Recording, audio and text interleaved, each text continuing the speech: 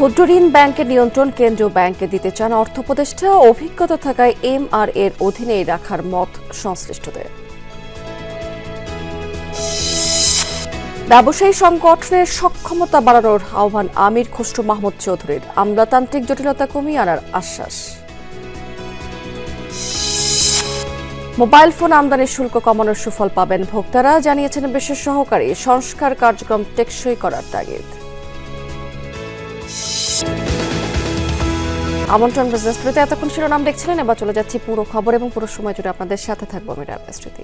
প্রস্তাবিত ক্ষুদ্র ঋণ ব্যাংকের নিয়ন্ত্রণ পাচ্ছে বাংলাদেশ ব্যাংক। যেহেতু ব্যাংকিং কার্যক্রম, তাই কেন্দ্রীয় ব্যাংকের উপরই আস্থা রাখতে চান অর্থ উপদেষ্টা ডক্টর সালেউদ্দিন আহমেদ। তবে ক্ষুদ্র ঋণ কার্যক্রম তদারকিকারী প্রতিষ্ঠান এমআরএ বলছে যে ব্যাংকিং খাতে ঢালাও দুর্নীতি ঠেকাতে ঠিক কতটা ভূমিকা রেখেছে নিয়ন্ত্রক এই সংস্থাটি। সংশ্লিষ্টরা বলছেন যে ক্ষুদ্র ঋণ কার্যক্রম তদারকি করে এমআরএ, তাই এই প্রতিষ্ঠানের অধীনেই থাকা উচিত নতুন ব্যাংকের নিয়ন্ত্রণ। রিমন রহমানের রিপোর্ট। ক্ষুদ্র ক্ষুদ্র এসব নানা উদ্যোগ বাস্তবায়নে প্রয়োজন অর্থ, কিন্তু প্রান্তিক পর্যায়ের উৎপাদন বাড়াতে কাটছে না অর্থের খরা। ঋণ পেতে পাড়ি দিতে হয় এক রাজ্যের ঝক্কি ঝামেলা। অর্থের সংকট কাটাতে আলোচনায় এখন ক্ষুদ্র ঋণ ব্যাংক। নতুন এই ব্যাংক গঠনে অধ্যাদেশ জারি করেছে সরকার। নানা দিক পর্যালোচনায় কাজ করছে উচ্চ পর্যায়ের কমিটি।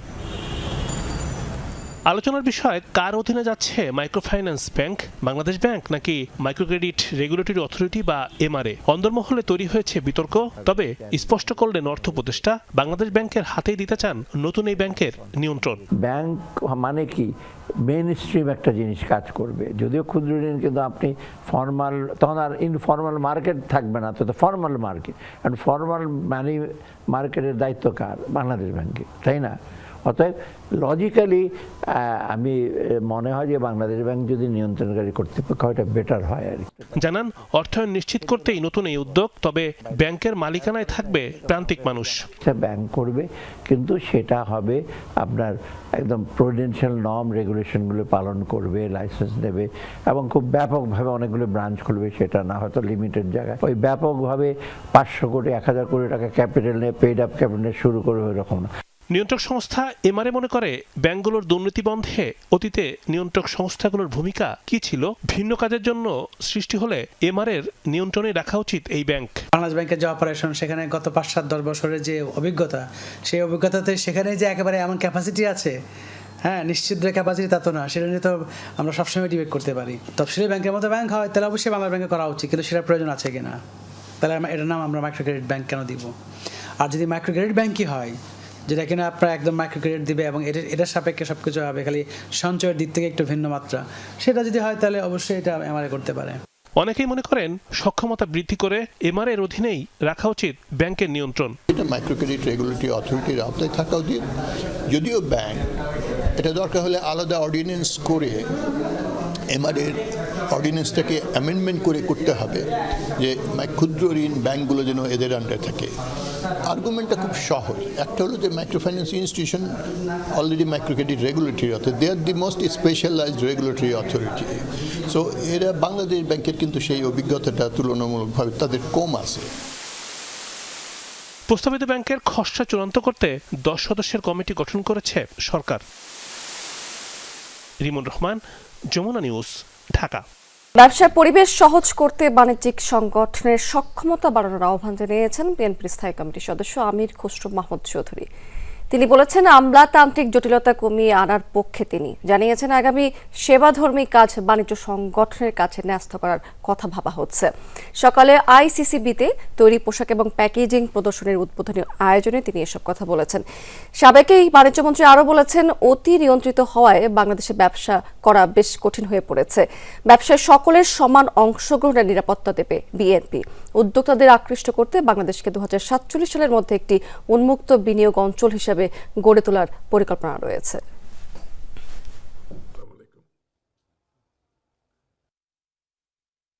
সরকারের অনেকগুলো কাজ আপনারা করতে পারবেন, আমি আপনাদেরকে আশ্বস্ত করতে চাই এই ব্যাপারে।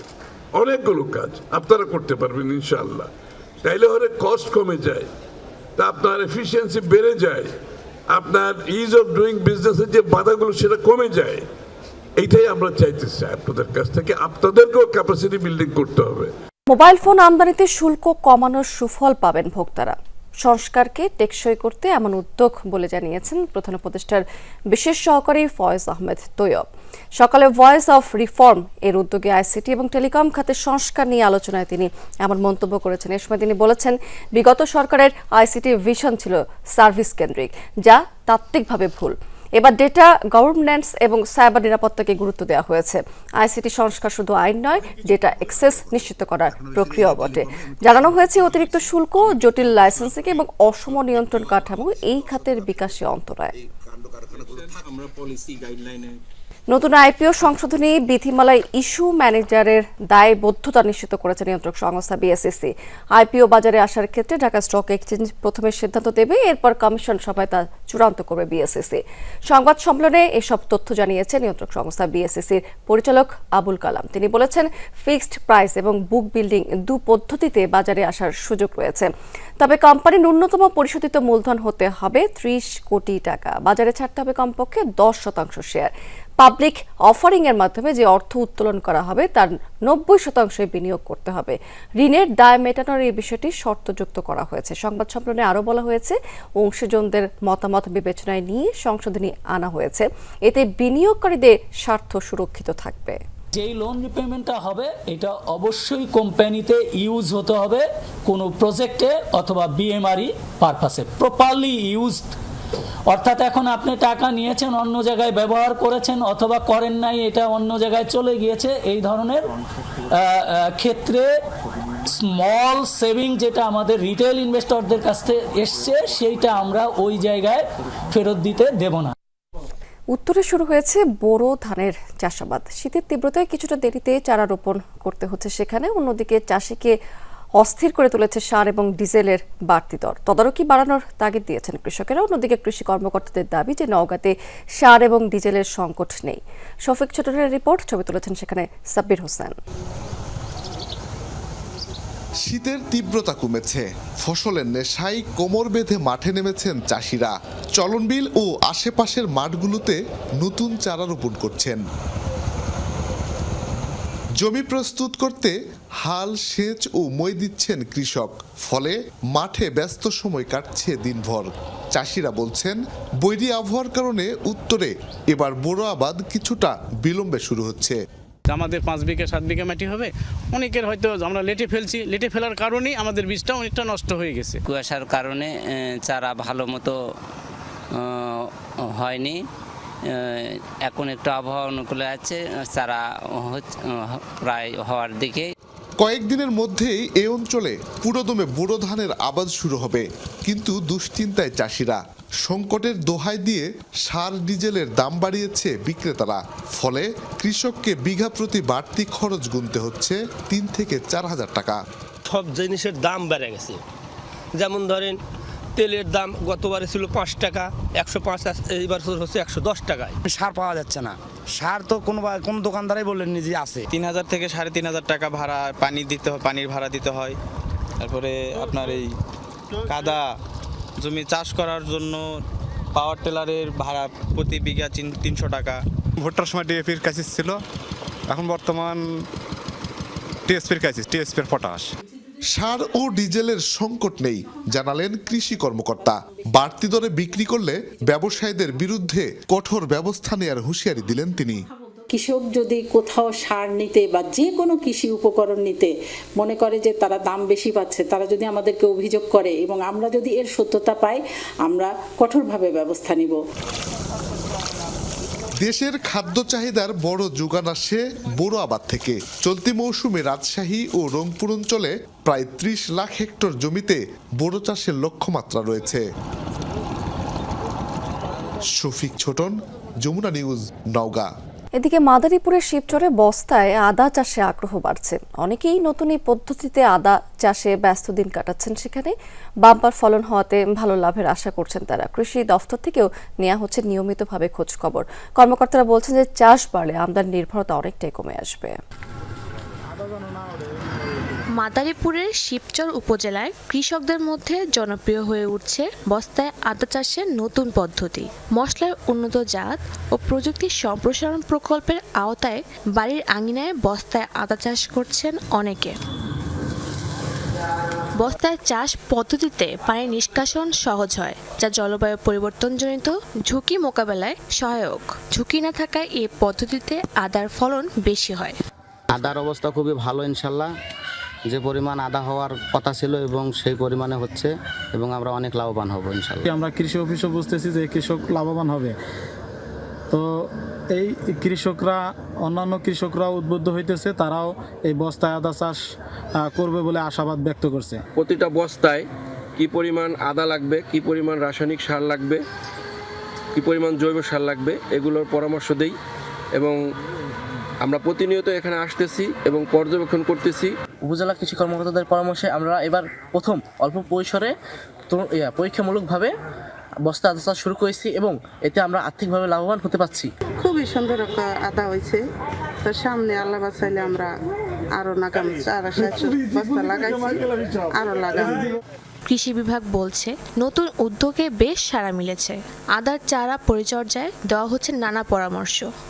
মূল জমিতে চাষাবাদ করে তাহলে রুট রট বা যেটা একেবারে গোড়া পচা একটা রোগ আছে, এই রোগের ফলে পুরো ক্ষেতের ফসল নষ্ট হয়ে যায়। কিন্তু যখন বস্তায় আদাটা চাষ করে, যদি কোনো বস্তার আদা নষ্ট হয়, শুধুমাত্র একটি বস্তা একটা সীমাবদ্ধ থাকে, পুরো ফসলে কিন্তু এটা ছড়িয়ে যায় না। এই জন্য কৃষক অনেক আগ্রহী। চলতি বছর শিবচরে 18টি ইউনিয়নে 2000 কৃষক বস্তায় আদা চাষ করছেন। শাহজিন অন্তরা, যমুনা নিউজ। আজকে ঢাকা শেয়ারবাজার প্রধান সূচক যেটি ডিএসসি ব্রড ইন্ডেক্স, সেটি কিন্তু 19 পয়েন্টেরও বেশি বেড়েছে এবং 4966 পয়েন্টে এই সূচকটি অবস্থান করছে। অন্য দুটি সূচক ডিএসসিএস সূচক, সেটিও 2 পয়েন্টের মতো বেড়েছে, 9097 পয়েন্টে এই সূচকটি আছে এবং 30 সূচক যেটি, সেটি 1908 পয়েন্টে অবস্থান করছে, সেটিও কাছাকাছি 9 পয়েন্টের মতো বেড়ে টোটাল ট্রেড হয়েছে আজকে ঢাকা শেয়ারবাজার 369,67 টাকার মতো শেয়ার। এবং ট্রেড হওয়া কোম্পানিগুলোর মধ্যে দেখতে পাচ্ছি যে 174টি কোম্পানির শেয়ারের দাম কিন্তু বেড়েছে আজকে, 134টি কোম্পানির শেয়ারের দাম টোটাল ঢাকা শেয়ার বাজারে কমেছে, 87টি কোম্পানির শেয়ারের দাম অপরিবর্তিত রয়েছে। টপ 20-তে আজকে এসিআই এই কোম্পানিটি প্রথম অবস্থানে রয়েছে, সকাল থেকেই আমরা দেখতে পাচ্ছি এই কোম্পানিটিকে প্রথম অবস্থানে এবং 13,87,00,000 টাকার মতো শেয়ার টোটাল ট্রেড করেছে এই কোম্পানিটি। এবং এই কোম্পানিটি কিন্তু সকাল থেকে ট্রেড হচ্ছে 204 থেকে 213 টাকার মতো, 212 টাকা 10 পয়সা এই কোম্পানির লাস্ট প্রাইস ছিল। এরপরে স্কয়ার ফার্মা দ্বিতীয় অবস্থানে আছে, এই কোম্পানির লাস্ট প্রাইস 209 টাকা এবং টোটাল ট্রেড করেছে এই কোম্পানিটি 10,26,00,000 টাকার মতো শেয়ার। সিটি ব্যাংক তৃতীয় অবস্থানে আছে, প্রায় 9 কোটি টাকার মতো টোটাল ট্রেড করে এবং এই কোম্পানিটি কিন্তু লাস্ট প্রাইস ছিল 25 টাকা 40 পয়সা। চট্টগ্রাম শেয়ারবাজারে কি অবস্থা, সেখানেও কিন্তু ঊর্ধ্বমুখী প্রবণতা আমরা সকাল থেকেই দেখতে পাচ্ছি। সার্বিক সূচক যেটি সিএসপি, সেটি আজকে 30 পয়েন্টের মতো টোটাল বেড়েছে এবং 13,915 পয়েন্টে এই সূচকটি অবস্থান করছে। টোটাল ট্রেড হয়েছে আজকে সিএসসিতে 8,59,00,000 টাকার মতো এবং টোটাল ট্রেড হয়েছে সকাল থেকে দেখতে পাচ্ছি 161টি কোম্পানির, এর মধ্যে 68টি প্রতিষ্ঠানের শেয়ারের দাম বেড়েছে, মাত্র 70টি কোম্পানির শেয়ারের দাম কমেছে এবং 23টি কোম্পানির শেয়ারের দাম অপরিবর্তিত রয়েছে। প্রথম দেশ হিসেবে স্টারলিংক অচল করে দিয়ে রীতিমতো পুরো বিশ্বকে তাক লাগিয়ে দিয়েছে ইরান। স্যাটেলাইট ভিত্তিক ইন্টারনেট এই ব্যবস্থাটি বিক্ষোভকারীদের জন্য পুরোপুরি উন্মুক্ত করে দিয়েও ব্যর্থ শীর্ষ ধনকুবের ইলন মাস্ক। বিভিন্ন গণমাধ্যমে উঠে আসা তথ্যে বলা হচ্ছে যে দেশ জুড়ে হাজার হাজার স্টারলিংক কিট চালু থাকলেও প্রায় 80%-ই সংযোগ ব্যাঘাত ঘটাতে সক্ষম হয়েছে ইরানের প্রযুক্তিবিদরা। সরকার বিরোধী বিক্ষোভ চরমে পৌঁছালে 8 জানুয়ারি দেশজুড়ে ইন্টারনেট পরিষেবা বন্ধ করে দেয় ইরান প্রশাসন। ব্যাহত হয় টেলিযোগাযোগ সেবাও। বহির্বিশ্বের সাথে একরকম বিচ্ছিন্ন হয়ে পড়ে মধ্যপ্রাচ্যের দেশটি। এমন সময় ইরানে বিনামূল্যে নিজের স্টারলিংক পরিষেবা দেওয়ার ঘোষণা দেন মার্কিন ধনকুবের ইলন মাস্ক। দেশের একাধিক স্থানে চালু হয় স্টারলিংক। বাহিরের দুনিয়ার সাথে সীমিত পরিসরে সংযোগ স্থাপনে সক্ষম হন মানবাধিকার কর্মীরা।